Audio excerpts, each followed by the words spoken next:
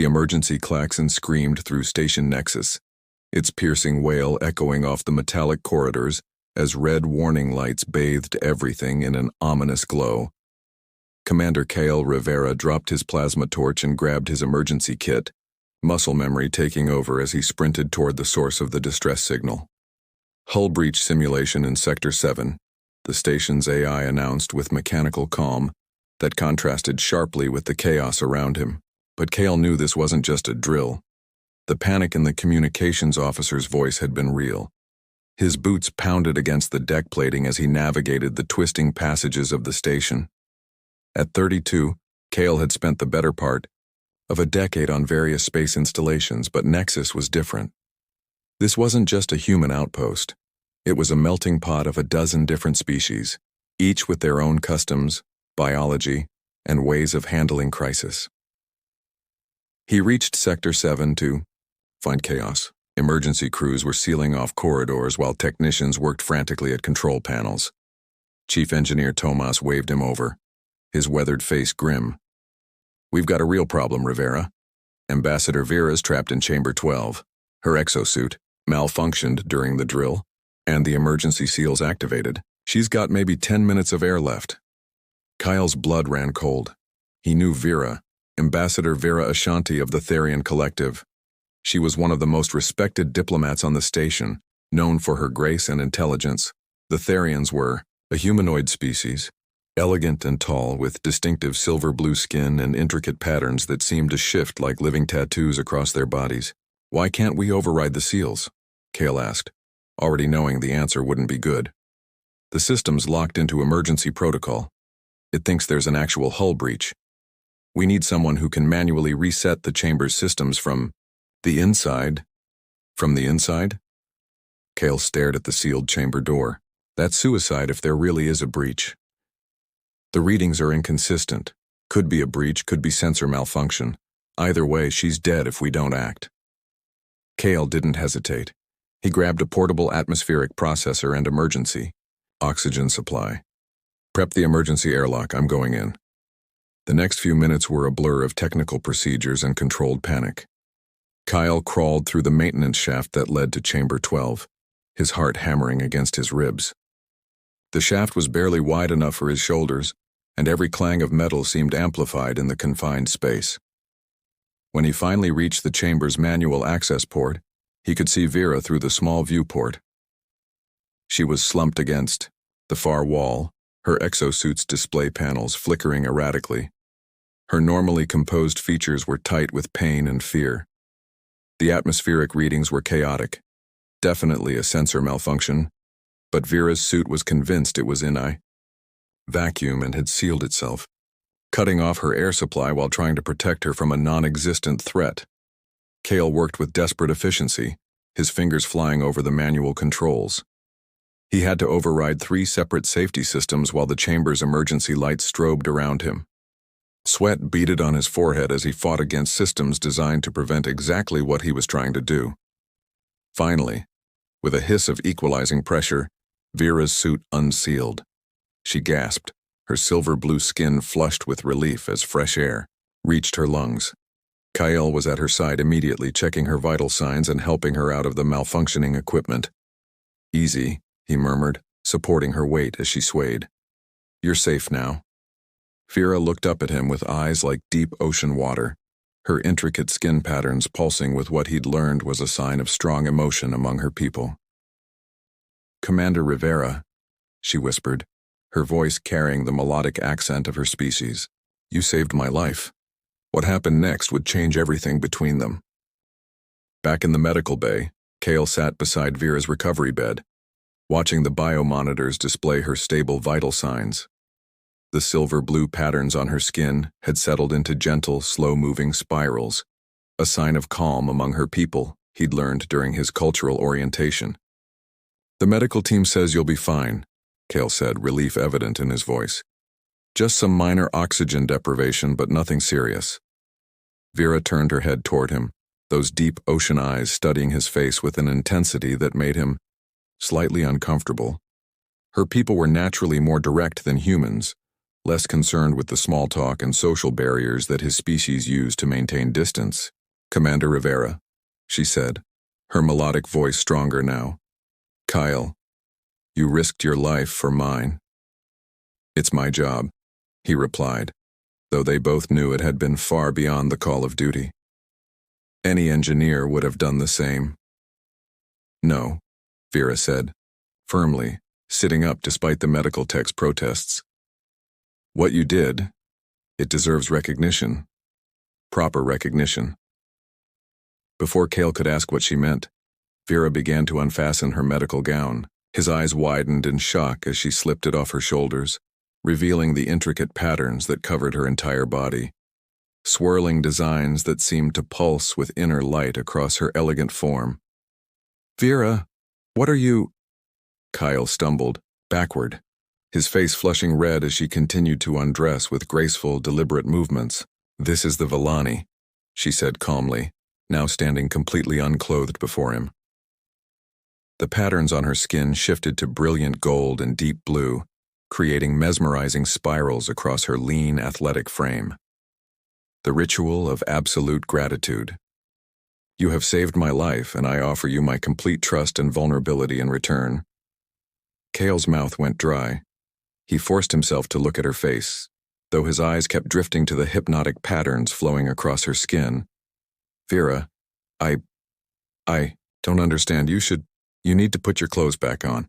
"Why?" She tilted her head, genuinely confused. "This is not about mating or desire, Cale. This is sacred. Among my people, to refuse the Villani is to dishonor both the giver and the receiver." The medical bay door hissed open, and Chief Medical Officer Dr. Huang walked in, stopping dead in his tracks. Behind him, two junior technicians peered over his shoulder, their eyes wide with shock. "What in the seven hells is going on here?" Dr. Huang demanded. Kyle scrambled to grab a blanket, but Vera stepped away from him, her skin patterns now flashing with what he recognized as indignation. "I am performing the Villani for Commander Rivera," she announced with regal dignity. "He has earned this honor through his courage and sacrifice." "Ma'am, you need to cover yourself," Dr. Huang said firmly. "This is inappropriate behavior on a Federation station." "Inappropriate?" Vera's patterns blazed brighter, and her voice carried a dangerous edge. "You would call a sacred ritual inappropriate? Your ignorance insults both our species." Cale finally managed to wrap the blanket around her shoulders, his hands trembling slightly, as he tried not to think about the warmth of her skin or the way her patterns had felt almost electric under his fingertips. "Vera, please," he said quietly. "I understand this is important to your people, but humans, we have different customs. This could be misunderstood." She looked at him for a long moment, her patterns gradually shifting from angry gold to something softer, more contemplative. "You truly do not comprehend the honor I offer you." "I'm trying to," Kyle admitted. "But maybe we could discuss this somewhere more private, after you've dressed?" For the first time since he'd known her, Vera looked uncertain. The realization that her sacred gesture had been misinterpreted was clearly troubling her. "I have offended you," she said quietly. "No," Cale said quickly, meaning it. "You haven't offended me. I need to understand better. Will you help me understand?" Something in his voice, perhaps the genuine respect and curiosity, made her patterns shift to deep purple, a color he didn't recognize but somehow knew meant hope. "Yes," she said simply. "I will teach you about my people, if you truly wish to learn." As she dressed, Cale couldn't shake the image of those golden patterns swirling across her skin, or the way she'd looked at him with such trust and vulnerability. This wasn't about physical attraction, though he couldn't deny that was there, too. This was about something deeper, something that transcended the differences between their species. He was beginning to realize that Vera wasn't just a diplomatic colleague anymore. She was becoming something much more dangerous, and much more precious. Over the next few days, Cale found himself drawn to Vera's quarters more often than he cared to admit. What began as cultural education sessions evolved into something deeper, more personal. They would sit in her softly lit living space surrounded by holographic displays of her homeworld, talking for hours about their respective cultures. On Theros, we believe that the body is simply a vessel for the spirit, Vera explained, curled up on her low, cushioned seating arrangement. She wore a flowing garment that seemed to shift colors with her movements, complementing the patterns on her exposed arms and neck. To hide it is to deny a part of your essential self. Kyle, seated across from her with a cup of Therian tea that tasted like starlight and honey, struggled to reconcile this with his human upbringing. But doesn't that make intimate relationships complicated? Not complicated, she said, her pattern shifting to warm amber. More honest. When two Therians choose to bond, it is not about the physical form. We see that freely. It is about the connection of spirits, the harmony of minds. And the Villani? How does that fit? Vera was quiet for a moment, her pattern cycling through deep blues and purples. The Villani it is difficult to translate. Your closest concept might be soul-bearing. When someone saves your life, they become connected to your spirit. To offer the Villani is to say, I trust you with my most vulnerable self. Kyle set down his cup, studying her face. And I misunderstood it completely. Not misunderstood, she said gently. Interpreted through your own cultural lens, that is natural. She paused, her patterns brightening. But I find myself curious about human customs of gratitude. How do your people honor such debts? We might give gifts, or... He trailed off, realizing how inadequate it sounded. Usually just words. Thank you seems pretty insignificant compared to the Villani. Vera leaned forward and he caught her scent, something like ozone and exotic flowers. Show me, she said softly. Show me how humans express deep gratitude. Something in her tone made his pulse quicken. Without thinking, he reached out and took her hand. Her skin was warm and the patterns there swirled faster under his touch. We might say that we're honored by their trust, he said, his voice lower now. That we're grateful for the chance to help someone we... He stopped, realizing what he'd been about to say. Someone you what? She prompted, her fingers intertwining with his. Someone we care about, he finished quietly. The patterns on her arms blazed brighter, and she moved closer to him on the seating arrangement. You care about me, Kale? He looked into her ocean-deep eyes and saw something there that made his breath catch. Yes, he admitted. More than I should, probably. Why should you not? Because you're a diplomat, I'm an engineer. Because we're different species. Because there are regulations. She silenced him by placing a finger against his lips. Her touch sent electricity through him, and he could see the patterns on her neck pulsing with golden light. Among my people, she said, we have a saying. The heart knows no boundaries that the spirit cannot cross. Before he could respond, she leaned in and kissed him. It was unlike any kiss he'd ever experienced. Her lips were softer than human.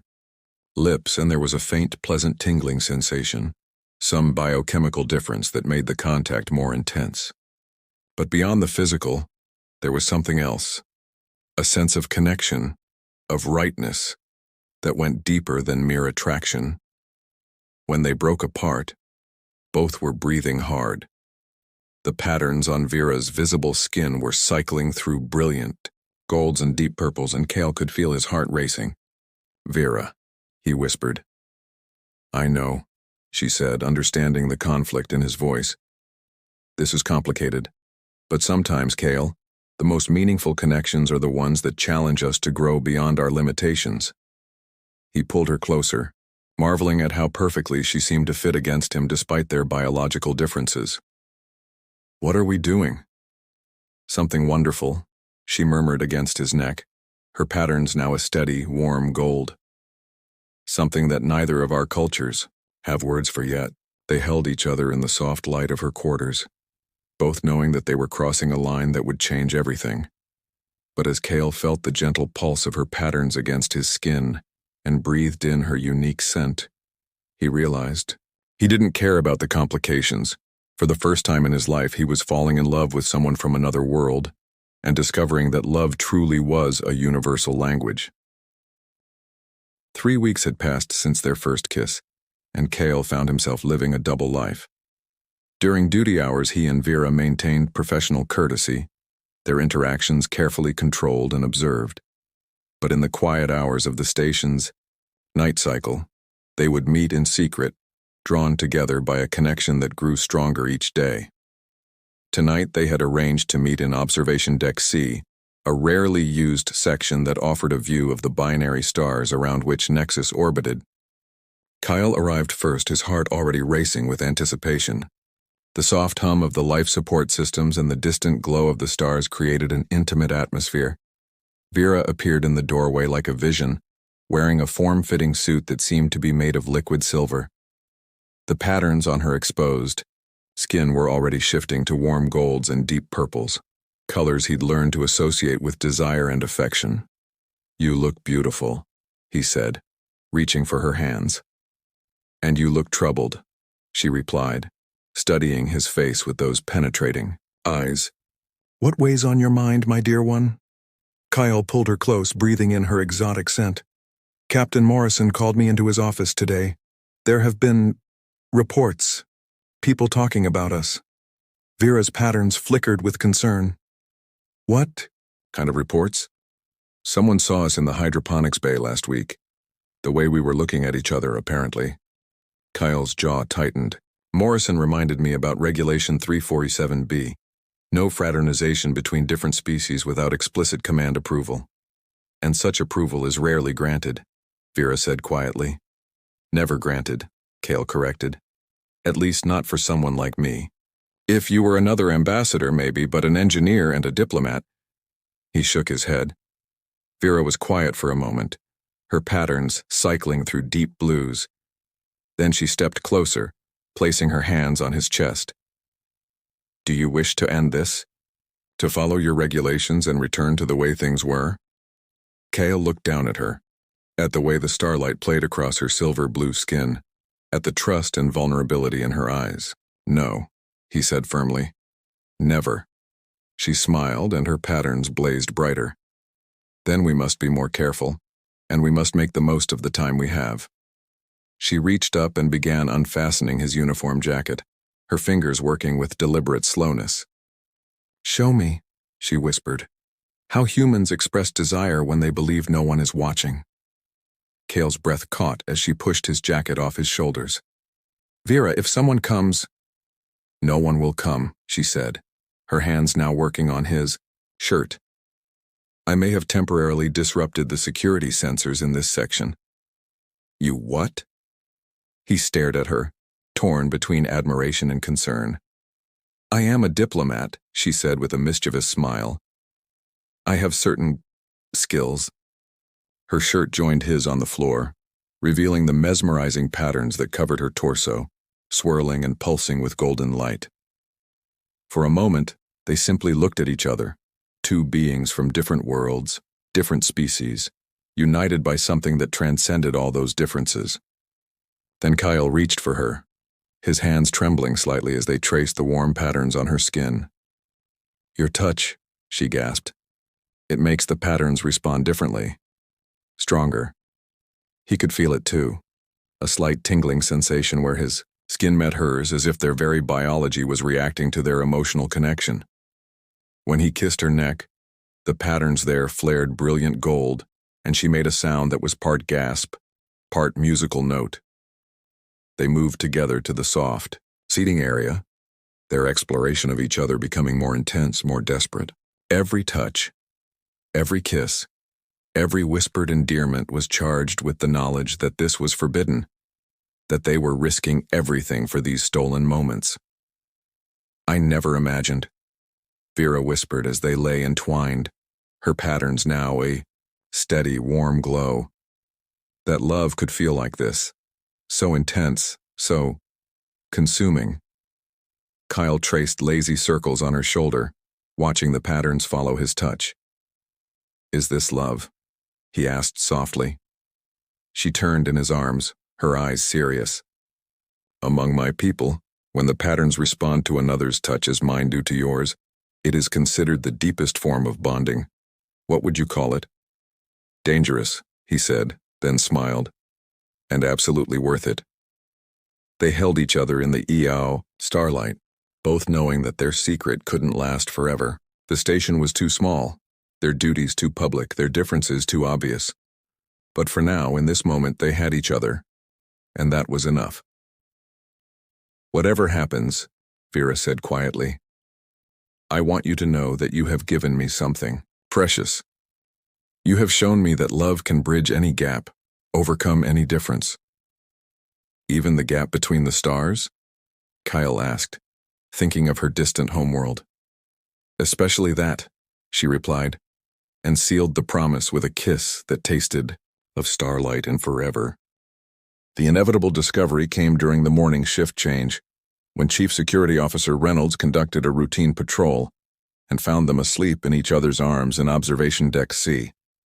Kale woke to the sound of security boots on deck, plating, and the harsh glare of emergency lighting. Commander Rivera, Ambassador Vera, Reynolds said, his voice carefully neutral, despite the obvious shock on his face.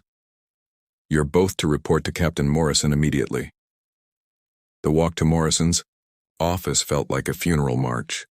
Vera's patterns had shifted to deep, troubled blues, while Kale's mind raced through possible explanations, excuses, anything that might minimize the consequences. But as they stood before Morrison's desk, facing not just the captain but also Admiral Chen via secure hologram from Fleet Command, Kale realized there was no escaping this. Explain, Morrison said simply. Kale opened his mouth to speak, but Vera stepped forward. Captain Morrison, Admiral Chen, I take full responsibility for what has occurred. I initiated the relationship with Commander Rivera. That's not true, Kale said quickly. Sir, we both— Commander, Morrison interrupted. Do you understand the severity of violating Regulation 347B? Yes, sir. Then you understand that this could end your career, and Ambassador, the diplomatic corps will need to be informed of this breach of protocol. Vera's patterns flared briefly with anger. A breach of protocol? Captain, what the commander and I share is not some casual violation of rules. Among my people, such a connection is sacred. Admiral Chen's holographic image leaned forward. Ambassador, your cultural practices are respected, but they cannot supersede Federation regulations. These rules exist for good reasons. To prevent conflicts of interest, to maintain order, to prevent understanding between species? Vera interrupted, her voice carrying the authority of her diplomatic position. Admiral, I have served as a cultural liaison for 7 years. I have seen countless instances where rigid adherence to protocol has prevented the very cooperation our alliance is meant to foster. Kyle watched in amazement as Vera transformed before his eyes from his lover to the skilled diplomat he'd always known her to be. What Commander Rivera and I have discovered, she continued, is that love, true emotional connection, can exist between species in ways your regulations never anticipated. We represent a new possibility, a bridge between worlds that could benefit all our peoples. Ambassador, Morrison said carefully, are you suggesting that personal relationships should supersede military protocol? I'm suggesting, Vera replied, her patterns now blazing with gold and silver, that perhaps it's time to reconsider whether such relationships are truly detrimental, or whether they might actually strengthen interspecies cooperation. Admiral, Chen was quiet for a long moment. This is highly irregular. So was the founding of the Federation, Vera pointed out. Sometimes, Admiral, progress requires embracing the irregular. Kyle found his voice.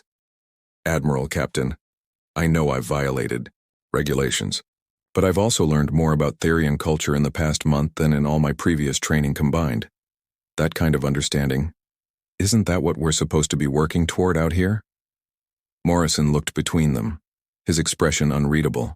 You're asking me to ignore a direct violation of Federation protocol because it might have diplomatic benefits?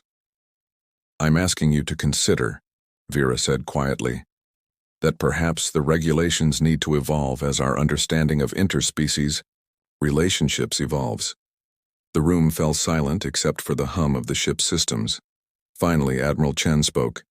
"I'm going to make a decision that will probably get me called before a review board," he said. "Ambassador Vera, I'm assigning you to head a new committee on interspecies cultural integration. Commander Rivera, you'll serve as the engineering liaison. Your relationship will be considered a case study in the practical applications of deep cultural exchange." Kale and Vera exchanged glances, hardly daring to believe what they were hearing.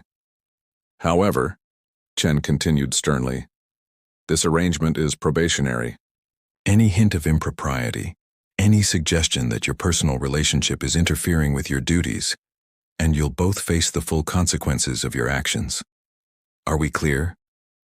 "Yes, sir," they said in unison. Later, alone in Vera's quarters, they held each other close, still processing what had happened. "We did it," Kale whispered. "We actually convinced them."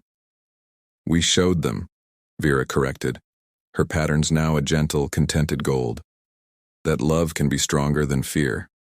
That understanding can overcome prejudice. So what happens now?"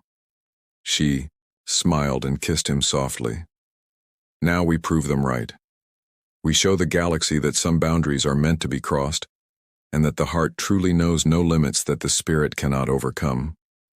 As they embraced under the soft glow of her quarters lighting, the patterns on her skin pulsed in rhythm with both their heartbeats, a visual representation of two souls from different worlds, now beating as one.